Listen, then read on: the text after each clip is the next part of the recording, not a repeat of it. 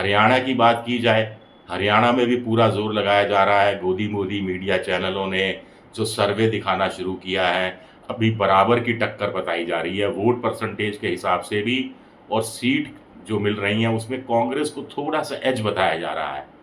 लेकिन त्रिशंकु जैसे हालात भी बताए जा रहे हैं। अगले कुछ दिनों में आप यकीन मानकर चलिएगा, जब सर्वे आएँगे, तो धीरे-धीरे बीजेपी पार कर जाएगी बहुमत के आंकड़े को। 46 पार बीजेपी को दिखाया जाएगा और कांग्रेस को 40 के आसपास टिका दिया जाएगा। मोटे तौर पर ये होने वाला है गोदी मोदी मीडिया चैनल के हिसाब से। ये स्ट्रैटेजी बीजेपी की 2019 के विधानसभा चुनाव में काम आई थी, जब गोदी मोदी मीडिया चैनलों ने बीजेपी को 90 में से 75, कुछ ने 80, कुछ ने 82 सीटें देना शुरू कर दिया था, तो फ्लोटिंग वोटर प्रभावित हुआ था। लेकिन जानकारों का कहना है इस बार ये दांव चलने वाला नहीं है।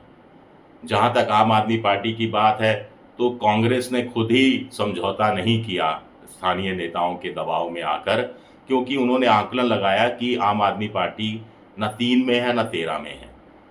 सुनने में तो यहाँ तक आया है कि आम आदमी पार्टी अंत में सिर्फ 4 सीटों पर सहमत हो गई थी। शर्त ये थी सिर्फ कि 4 में से 2 सीटें कलायत की सीट और जींद की सीट उनको दी जाए और बाकी 2 सीटें कांग्रेस अपनी मर्जी से दे।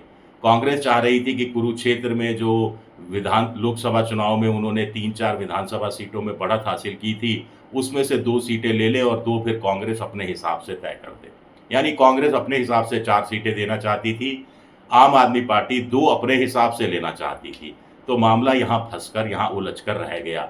नहीं तो कांग्रेस ने जब सीपीएम के लिए एक सीट छोड़ी, ये अखिलेश यादव के लिए भी सीट छोड़ने को तैयार थी, तो आम आदमी पार्टी को भी समझौते के अंदर आ जाना चाहिए था। अगर 4 सीटें भी उनको दी जाती, तो जो माहौल है उसमें से कम 2 या 3 सीटें तो आम आदमी पार्टी जीत ही लेती और हरियाणा में कम से कम उनका खाता तो खुलता।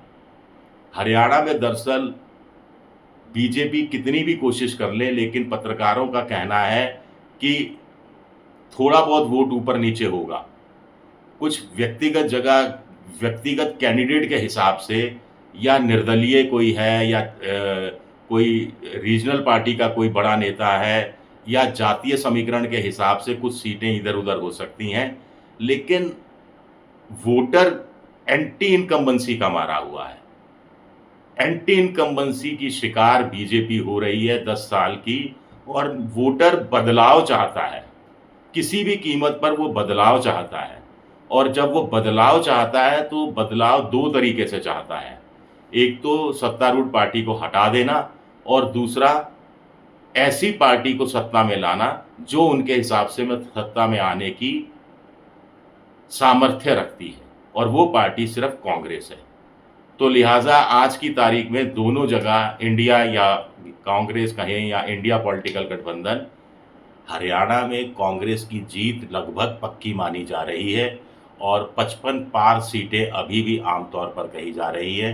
कुछ लोगों का कहना है कि 58 से लेकर 64 के बीच की सीटें कांग्रेस के खाते में आ सकती हैं। सट्टा बाजार भी करीब-करीब यही सीटें दे रहा है।